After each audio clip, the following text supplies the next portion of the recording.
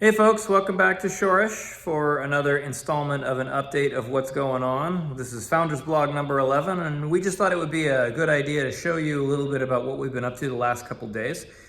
We've been doing our building permits, which also means filing and figuring out what equipment we're going to need for the new space. And so we're really excited to give you a quick tour of our little space and what kind of equipment is going to need to go in here. So if you look behind me, all this tape on the floor is where our counters and our tabletops, that back tape and that table in the back is actually where the bathroom is going to start. But we're going to need a whole bunch of equipment to get this sucker running. So here is our 48-inch food display. That's an unrefrigerated bakery case. Over here you see we're going to need a 3-basin sink. And a hand sink. Oh, I gotta tip it a little bit more for you. There's our hand sink. We're gonna need a 3-basin sink and a dishwasher. That's for washing utensils and stuff like that. Our convection oven and our under-counter refrigeration is gonna go here. This unit is not gonna do it for an entire coffee shop's worth of stuff. Here you see our Rocket Espresso maker and another under-counter refrigerator, 48-inch long. We have 2 of those. Those are called low boys. And then we're going to have an ice maker. Down in the basement, we're going to need a freezer to hold all of the bulk items of frozen croissants and muffins and knishes and scones that we're going to be either making by hand or ordering for our coffee shop. So over to here, you might be asking the question, so is that stuff expensive? Yes, it is. And we're gonna have to get the community to help us raise the money to get all those things. And we're really excited that folks in the Greenfield community and the Jewish community in Pittsburgh can come along with us for the ride. And we can prove this amazing idea of a Jewish third space that is also a coffee shop is a great idea that is really going to change the nature of how the Jewish community organizes itself and how we learn as a community. So just wanted to show you a little bit about what this equipment kind of looks like. So over to here, I apologize for the low-techy nature of this video, but I do not have the editing skills of the younger generation, shall we say, and my kid Aster, who is good at editing, is still at summer camp. Although I go to pick him up on Sunday. Come home, Aster.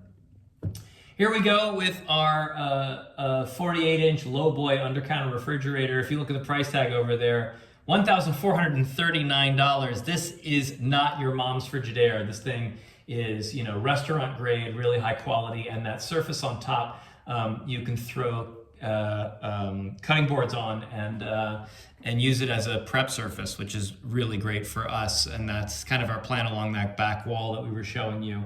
Over to here's our ice maker. The Ivanco 26-inch air-cooled undercounter has an 80-pound storage bin. That's for all of our iced coffee there. That one's gonna be great. We can't wait to have that. Here's this little tiny employee sink. They make smaller ones too. $302, a steal at twice the price, I'd say. Maybe not. Here's a convection oven. We love this convection oven. That's for bacon croissants and scones and knishes and all that stuff. $1,000, $1,019 to be precise. It's just a great little device that'll get a lot of our quality baked items done. The pièce de résistance, the most important thing in a fancy coffee shop is a fancy espresso maker, and boy, they are fancy. The Rocket Boxer 2 Alto is my personal favorite right now, coming in at a actually reasonable $7,600. And you might say to yourself, that seems like a lot of money for an espresso maker. Yes, it is. Espresso makers are really expensive. The kind of highest end, really nice La Marzocco machines that come in a bespoke white or green that is a custom paint job that is made for each shop. That one comes in at $26,000. We don't really need or want to spend that level of funds at this stage of the game, although if you really want us to have a La Marzocco machine, talk to me later. But we're excited to get this machine. We think it is top quality, it's well regarded, and we think it will do what we need to do. And in a few days, we'll be kicking off our Shoresh fundraiser with a Taste of Shoresh event in the park at Shenley Park. And that will be the launch officially of our fundraiser page. Shoresh, a well-caffeinated shtibel, help us plant our roots and watch us grow. You can find out more about our fundraiser and the kickoff event. It's going to be linked down below on this page. Also, you'll see it in Facebook and on our emails.